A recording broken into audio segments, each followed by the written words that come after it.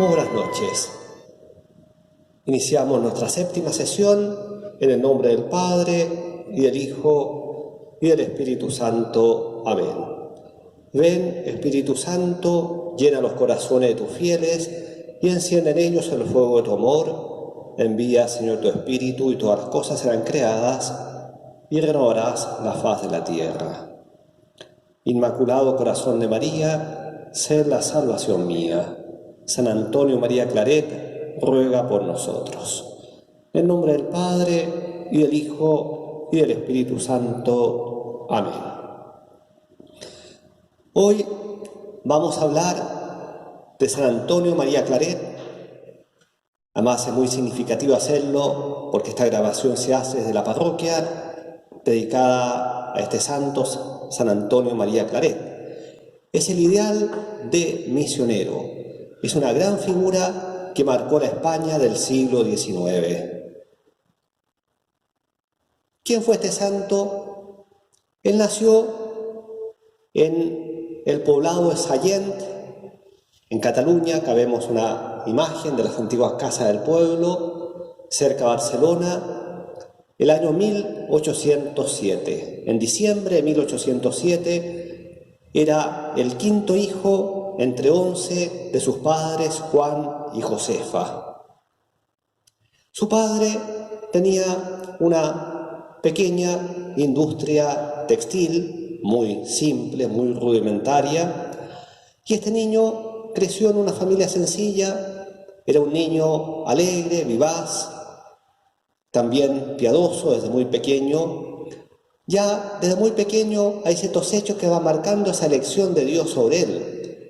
Cuenta que su madre lo había entregado a una nodriza para que lo alimentara, y él iba todos los días, se iba de la nodriza, pero un día no fue, estaba en casa de sus padres, y justo ese día hubo un accidente grave en la casa de la nodriza, se desplomó la casa y fallecieron todos. Se libró providencialmente la muerte el niño Antonio Claret. Como le decía, desde muy niño estuvo marcado por la presencia de Dios. Él contará después que ya a los 5 años le impresionaba el pensamiento de la eternidad. Un poco lo que veíamos en Santa Teresa. Él se repetía en su cabeza, el niño, ese siempre, siempre, siempre, quedaba impresionado. Y más tarde va a decir, esta misma idea, el pensamiento de la eternidad, es la que me ha hecho y me hace trabajar aún, y me hará trabajar mientras viva en la conversión de los pecadores. Ya desde niño se manifiestan en Antonio dos grandes amores que lo van a acompañar toda su vida: el amor a Jesucristo en la Eucaristía, en el Santísimo Sacramento, y esa tierna devoción a la Santísima Virgen María. En ese ambiente de piedad, este niño pensaba, soñaba con ser sacerdote cuando más grande. Pero a la medida que fue creciendo, su padre lo empezó a involucrar en el taller que tenían en la casa, esa pequeña fábrica textil, y su padre se dio cuenta que el niño era muy hábil también para el trabajo. Y así, cuando cumple 17 años, decide enviarlo a Barcelona. Barcelona era la ciudad, la capital de Cataluña, la ciudad grande, la ciudad industrial. Lo decide enviar ahí para que estudie, se especialice en la industria textil. Y de hecho, Antonio va a vivir 4 años en Barcelona. Va a estudiar, va a trabajar a la vez, y va a demostrar tener muchas condiciones, y le va a gustar el trabajo. Él se va a entusiasmar con el trabajo en la industria textil. Sueña con ser un gran industrial. Bueno, en esta época se manifiesta en él una cierta lucha interior, porque por otra parte nunca olvidó del todo esos deseos de niño, de consagrarse a Dios, pero a veces se ve tentado por este trabajo que le prometía un porvenir de éxito, y que podría por lo demás ser una gran ayuda para su familia, que era relativamente sencilla. Entonces va a haber toda una lucha interior en él, y él va a notar que la piedad se le va enfriando. No deja de ir a misa, al menos los domingos, pero él mismo contará después que estaba en misa, pero en su cabeza estaban 1000 proyectos de máquinas, de fondo, todo lo que se estaba especializando. En esta lucha interior van a haber 3 hechos importantes que lo van a marcar y lo van a hacer reflexionar. Uno, un amigo que él tenía, en el cual él confiaba, cae preso por robo e incluso llegan a pensar de que él fue cómplice de ese robo, cómplice de su amigo. Eso lo hará pensar, en el fondo, en las trampas que esconde el mundo. Un segundo hecho es que casi corre el peligro, ¿no?, de verse seducido por una mujer casada, lo que le hace ver también los peligros, de otra manera, los peligros que entrañaba quedarse en el mundo. Y quizás el hecho más importante, que estando en el mar, en un bote, estuvo a punto de naufragar. O sea, de hecho naufragó el bote y estuvo a punto de morir porque él no sabía nadar, pero él invoca a la Virgen y la Virgen lo salva milagrosamente. Estos 3 hechos le hacen ver la vanidad del mundo y lo deciden a consagrarse a Dios. Y esa frase del Evangelio, ¿de qué le sirve al hombre ganar al mundo entero si pierde su alma? Esa frase la va a meditar, la va a rumiar, por así decir, interiormente, y se va a convencer de que su llamada, su vocación, tiene que ser dejar el mundo para consagrarse a Dios. A los 21 años va a ingresar en el seminario de la ciudad de Vic. Acá vemos una imagen de la ciudad, ¿no?, con la catedral atrás. Su padre, que tenía grandes expectativas puestas en él, le va a doler. Pero era un hombre de fe, y con todo el dolor de su alma, porque había esperado tanto a su hijo que lo iba a continuar en la industria textil, pero con gran dolor, pero como hombre de fe por sobre todo, acepta y apoya a su hijo y lo acompaña al seminario. Va a ordenarse sacerdote el año 1835, el 13 de junio. En la vida sacerdotal de Antonio María Claret pueden distinguirse 3 grandes períodos. Los primeros años, sacerdote joven, recorriendo como misionero los poblados de Cataluña, la figura del misionero apostólico. La segunda etapa, muy distinta, la vamos a ver, arzobispo de Santiago de Cuba. Y la tercera etapa, confesor de la reina Isabel. Vamos por parte. La primera, misionero apostólico en Cataluña. Su primer destino, recién ordenado sacerdote, es destinado a su pueblo natal, Sallent, donde él había crecido. Va a ser unos meses vicario y luego párroco de la parroquia. Justo el año que se ordena son años particularmente difíciles en España. Una guerra civil, las guerras carlistas, se toman medidas anticlericales, había un fuerte sentimiento en cierta parte de la clase dirigente, contrario a la religión, contrario a la Iglesia, se suprimen institutos religiosos, se confiscan los bienes de la Iglesia, incluso hay sacerdotes que son muertos. Bueno, en este ambiente va a desarrollar él sus primeros años de apostolado. A él lo marca la misión, el deseo de ganar muchas almas para Cristo. Y son tales sus deseos misioneros que con solo 4 años de ministerio decide viajar a Roma, la sede de la cristiandad donde está el Papa, para ofrecerse como misionero para partir a donde lo envíen, aunque fuera el último rincón del mundo. Viaja a Roma, un viaje lleno de peripecias. Estando en Roma, hace un retiro y cree tener vocación para ser jesuita. Y él pensaba, como los jesuitas tenían muchas misiones en lejanas tierras, ese sería el cauce para sus ímpetus misioneros. Pero a los 4 meses de ingresar como postulante jesuita, va a caer gravemente enfermo y lo va a ver como una señal de que Dios no lo quiere ahí.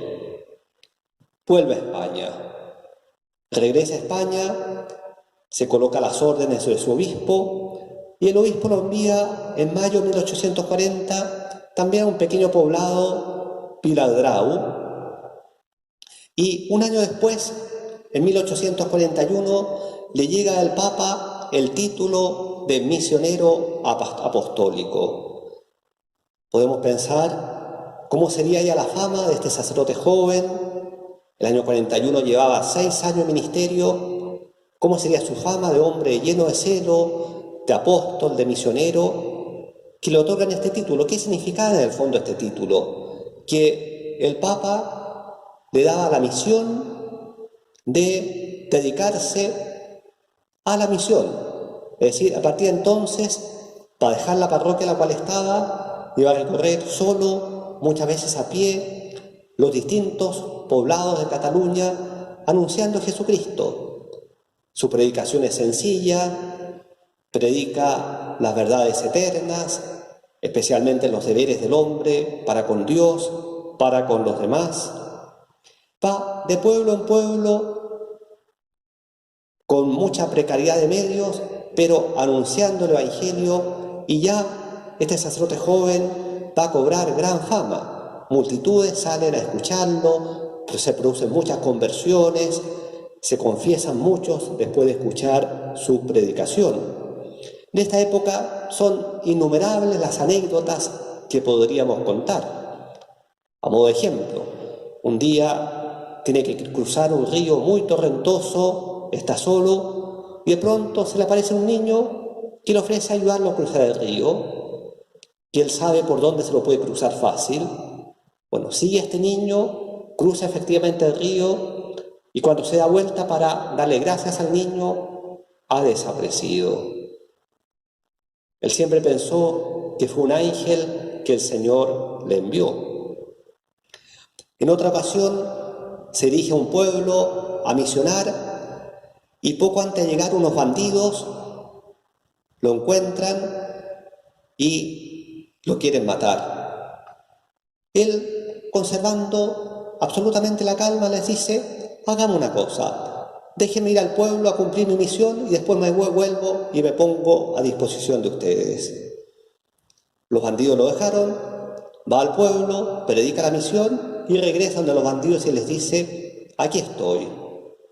Bueno, estos hombres obviamente quedaron desarmados por la fe de este joven sacerdote. No solamente le perdonan la vida, sino que se convierten e incluso se confiesan con él. Bueno, son muchas las anécdotas que podríamos contar. El año 1848, por 15 meses, es llamado a misionar en las Islas Canarias. Las Islas Canarias eran propiedad de España, quedaban en el Atlántico, frente a la costa de Marruecos, y hay nuevamente lo mismo, ¿no? Predicando las iglesias, recorriendo los pueblos, pasando por muchas peripecias, produciendo muchas conversiones. Aquí llegamos a un momento decisivo de su vida. Él se da cuenta, después de todos estos años de misionero apostólico, que por muchos ímpetus que él tenga, por muchos que sea su celo apostólico, hay un límite, el límite de las fuerzas humanas. Se da cuenta que hay que aunar fuerzas, hay que unir a otros en esta misión para que la misión sea más efectiva. Y es así como el día 16 de julio, Día de la Virgen del Carmen, 16 de julio del año 1849, en una sala del seminario de Vic, junto a 5 sacerdotes que estaban atraídos por el ejemplo de este misionero, fundan los Hijos del Corazón Inmaculado de María. Es la congregación claretiana que hoy día está extendida por los 5 continentes. Nació ese día, en una pequeña sala del seminario. Ahí podemos ver la imagen, ¿no? Teniendo detrás el cuadro la Virgen del Corazón de María, y ahí San Antonio con los 5 primeros compañeros. Puede parecer una semilla muy pequeña, 6 hombres, pero que es el comienzo de una obra grande.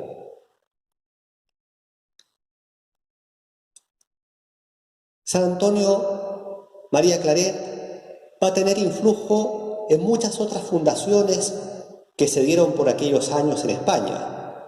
Quizá las 2 más conocidas, las Adoratrices, fundadas por Santa Micaela del Santísimo Sacramento. Él fue el director espiritual de la fundadora varios años. Y también las Carmelitas de la Caridad, fundadas por Santa Joaquina Vedruna. Y así varias más. O sea, un hombre que ya en esta época va a tener un gran influjo. Y aquí vamos a pasar a la segunda etapa de la vida de este joven misionero. Hasta ahora lo tenemos como misionero recorriendo los caminos de España, solo, y acaba de fundar una nueva congregación. Y aquí vemos los designios de Dios. Acaba de fundar una nueva congregación. Él tendría probablemente todo el deseo de consagrarse a esta nueva obra, pero la Iglesia le pide otra cosa. Lo llaman para viajar a miles de kilómetros de distancia a Cuba para ser arzobispo de Santiago de Cuba. Y empezamos la segunda etapa de la vida de él. Son 6 años. Cuba en aquella época era colonia todavía de la corona española. Santiago de Cuba, pueden ver ustedes ahí el mapa, está en el extremo, podemos decir, sur-oriental de la isla, en la segunda ciudad después de La Habana. Y en aquella época la diócesis de Santiago de Cuba era muy extensa. Y hacía 15 años que no había obispo en ese lugar. Podemos imaginarnos el desamparo que encontró Antonio María Claret después de 15 años sin pastor. Un paréntesis, nuestro santo nació con el nombre de Antonio. Cuando fue consagrado obispo, se agregó el nombre de María, por su gran devoción a la Santísima Virgen. A partir de entonces es Antonio María. Entonces llega a Cuba y se encuentra con una labor inmensa. Ya el territorio era grande, el clima era difícil, 15 años sin pastor, gran abandono religioso, el clero bastante decaído y poco numeroso también, muchos que vivían en concubinato, problemas raciales, el problema de los esclavos, que nos vamos a referir poco después, una labor inmensa. Lo primero que hace él es dirigirse al santuario de la Virgen de la Caridad del Cobre, la patrona de Cuba. Ahí vemos su imagen junto al santuario, para encomendarle, confiarle a la Santísima Virgen esta misión tan grande que la Iglesia le ha encomendado. En los 6 años que Antonio María estuvo en Cuba, se va a producir un cambio sorprendente en su diócesis. Va a empezar predicando una gran misión, 40 días de misión en la Catedral de Santiago de Cuba. Parece que los resultados fueron impresionantes. Había 40 sacerdotes confesando al mismo tiempo a la gente que probablemente hace años que no se confesaba. Y luego de esta gran misión empieza la visita pastoral por los distintos pueblos de su extensa diócesis. Va muchas veces a lomo de burro, caminos difíciles, podemos imaginar la geografía del lugar, la selva, la Sierra Maestra. Bueno, llega casi hasta el último rincón de su diócesis y siempre lo mismo, ¿no? A cada lugar predicar la misión, según sea el número de habitantes, una misión más breve, más larga, confesiones, visita de enfermos, tratar de ordenar matrimonios, en fin, una labor ingente. Él, San Antonio María, se va a preocupar tanto del progreso religioso como también del progreso moral y social de su pueblo. Era una zona muy pobre, muy abandonada, va a formar cajas de ahorro, va a crear instituciones religiosas, sociales, escuelas agrícolas, va a fundar también en Cuba, con el apoyo de una religiosa, el Instituto de Religiosas de María Inmaculada para la Enseñanza, conocidas como las monjas claretianas. El lema de Antonio María en Cuba y siempre, y que él repetía una y otra vez: Señor, dame almas. Ese era su ideal, conquistar almas para Cristo. Señor, dame almas, lo demás, ¿qué importa?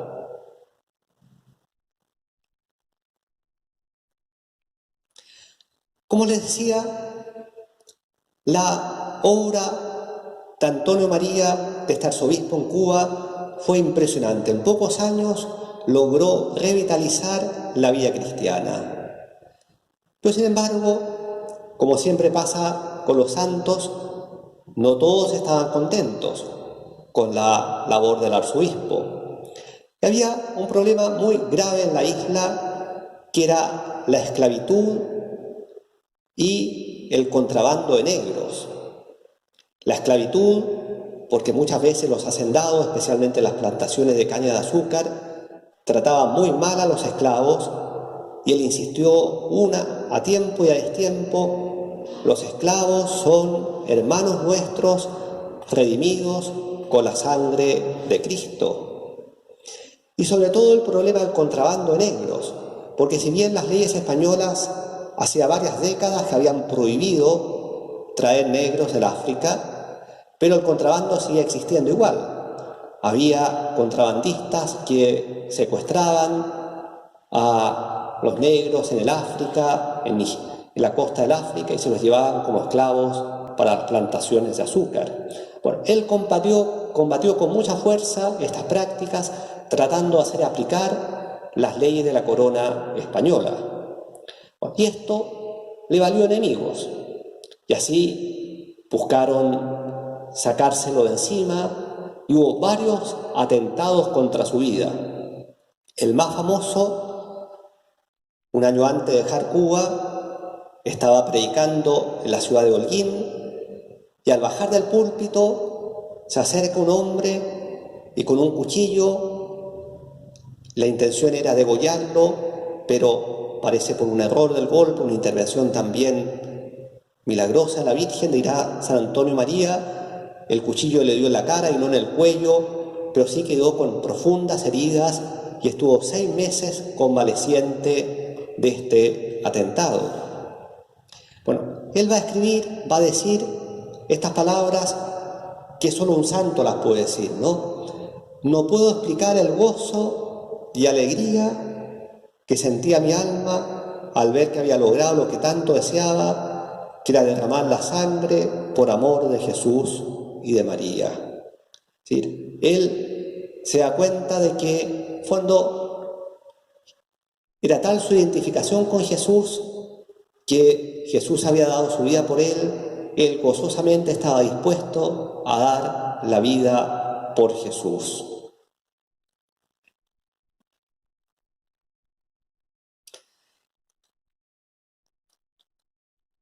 El año 1857, llevaba poco más de 6 años en la isla de Cuba, y viene un cambio sorprendente en su vida. Lo mandan llamar de España para el delicado oficio de consejero y confesor de la reina Isabel II. La despedida de Cuba fue triste, la gente lo lloraba, y él al despedirse te repetía: hasta el cielo, hasta el cielo. Va a empezar ahora quizás la tercera etapa, como les decía, quizás la más difícil, la más trabajosa y que más sufrimientos le causó a San Antonio María Claret. A él le costó mucho aceptar, lo hizo por obediencia, pero él puso 3 condiciones para poder aceptar el cargo. La primera, no estar obligado a vivir en el palacio. La segunda, no inmiscuirse nunca en política. Y la tercera, no tener que esperar para las audiencias para no perder el tiempo para sus labores apostólicas.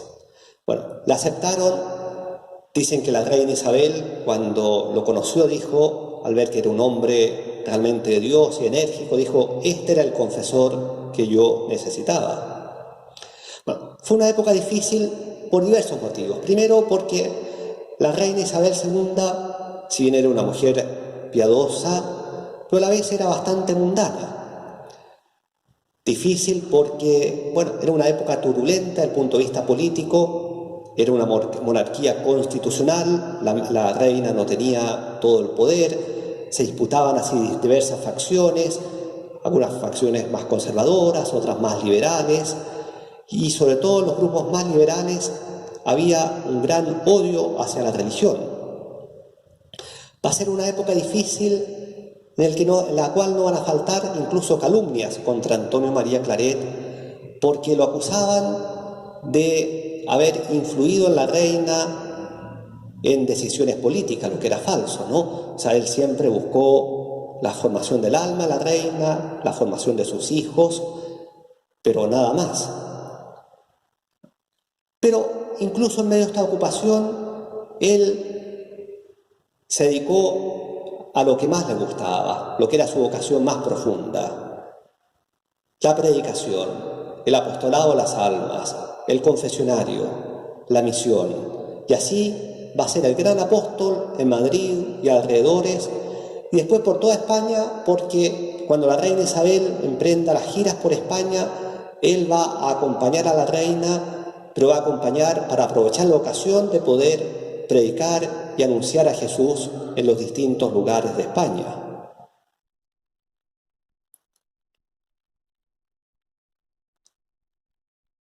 Antonio María tuvo muchos dones, entre otros el don de profecía y el don de milagros.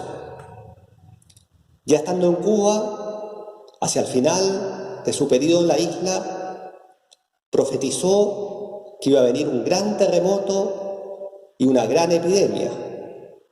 Y así fue. Un terremoto dejó por el suelo su diócesis y al poco tiempo viene la epidemia del cólera, que va a diezmar la isla. Y el don de milagros. Hay muchos hechos extraordinarios en su vida. Le voy a contar una historia. Él, predicando en cierta iglesia en Madrid, parece que una mujer después quiere confesarse con él, le confiesa que vivía en concubinato, estaba viviendo con un hombre con el cual no estaba casada. Pero esta mujer, tan impresionada por las palabras del santo, decide dejar esta relación pecaminosa y deja al hombre con el cual convivía. Pues bien, este hombre, lleno de rabia, decide vengarse y decide urdir un plan para asesinar al padre Antonio María. ¿Y qué es lo que hace? Un día en la noche, urde una trampa, van a buscar al padre Antonio María para ir a atender un moribundo en las afueras de Madrid, en una pobre choza. Antonio María, como buen sacerdote, acude a la llamada de este moribundo, va para allá, lo hacen subir a la segunda pieza de la casa donde llega, donde estaba el enfermo supuestamente. Durante el gran asombro se encuentra con un cadáver que todavía empuñaba el puñal en su mano. En fondo, ¿qué había pasado? Ese enfermo no era tal, era una trampa para asesinarlo, clavándole el puñal, pero Dios lo libró y ese hombre murió súbitamente antes que llegara el padre Antonio.